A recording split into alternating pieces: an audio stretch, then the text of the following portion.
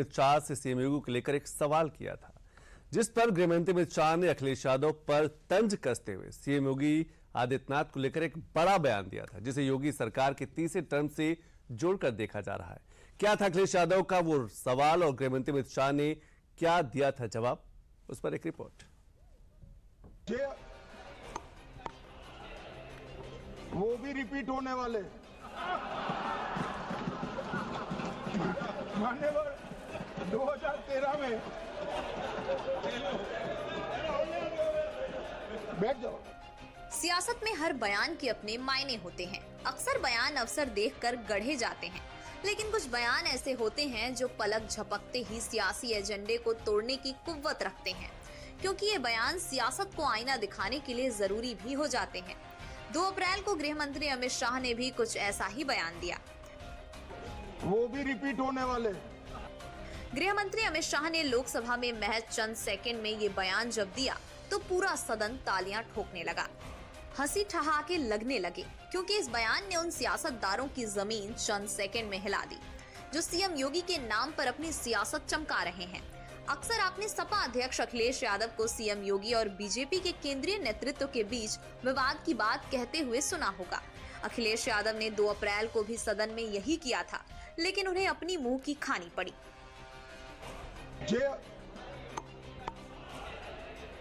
वो भी रिपीट होने वाले मान्यवर 2013 में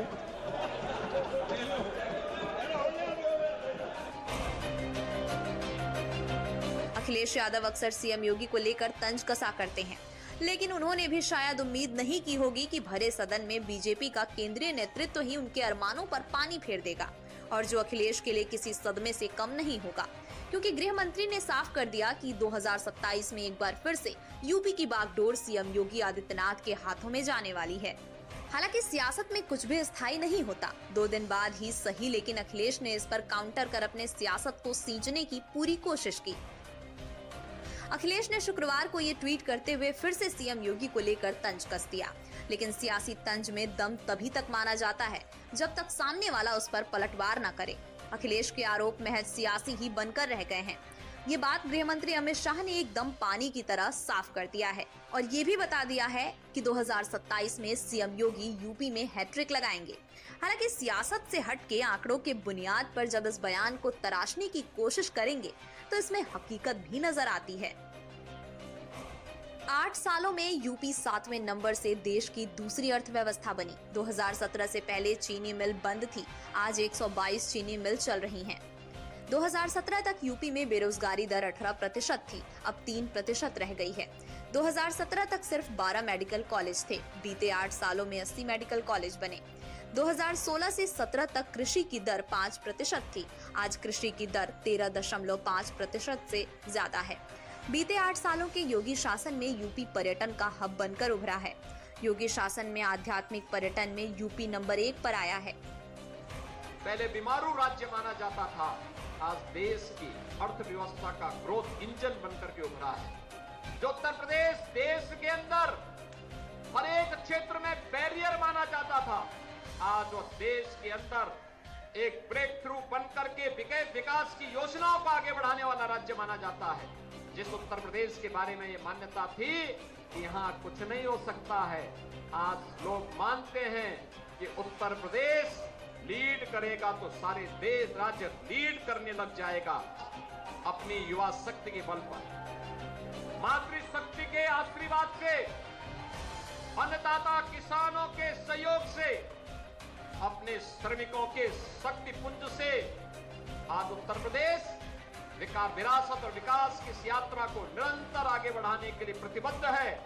और हमें उत्तर प्रदेश को, जो पहले 7वीं अर्थव्यवस्था थी देश की, आज नंबर 2 की अर्थव्यवस्था बनाने में हम सफल हुए। यूपी में तीसरी बार सीएम योगी क्यों रिपीट हो सकते हैं? इसके पीछे एक नहीं कई कारण हैं। चाहे सुरक्षा हो, राज्य की समृद्धि हो, निवेश हो या कारोबार हो, हर क्षेत्र में यूपी ने अपना परचम सीएम योगी के नेतृत्व में लहराया है। खासकर कानून व्यवस्था के मामले में तो यूपी पूरे देश में मशहूर है, और इसके पीछे का कारण सिर्फ सीएम योगी की नीतियां हैं, जिसने यूपी की तस्वीर बदल कर रख दी है। स्मार्ट सिटी का मतलब अब यहाँ पे इलेक्ट्रिक बसेज भी हैं, सीसीटीवी कैमरे लगे हैं, सफाई की व्यवस्था भी देखी जा सकती है, ट्रैफिक की व्यवस्था भी उसके माध्यम से मॉनिटरिंग की जा सकती है। और साथ साथ अगर किसी ने किसी बेटी और व्यापारी को छेड़ा तो वह उस अपराधी के लिए यमराज के घर जाने का भी एक रास्ता खोल देता है। सीएम योगी के इस बयान में बीते 8 सालों में उनके कमान की पूरी दास्तान सिमटी हुई है। ये बयान बताता है सेवा, सुरक्षा और सुशासन की नीति ही 8 सालों के योगी शासन का फलसफा रही है। एक ऐसा प्रदेश जिसने उद्यमियों को व्यापार की अपार वृद्धि के लिए सुरक्षित मंच दिया, साथ ही बेटियों को बेखौफ जीने का माहौल दिया। आज यूपी देश के ग्रोथ इंजन के रूप में पहचाने जाने लगा है और जल्द 1 ट्रिलियन इकोनॉमी का वो माइलस्टोन भी अचीव करेगा जो यूपी को देश की सबसे बड़ी अर्थव्यवस्था बना देगा।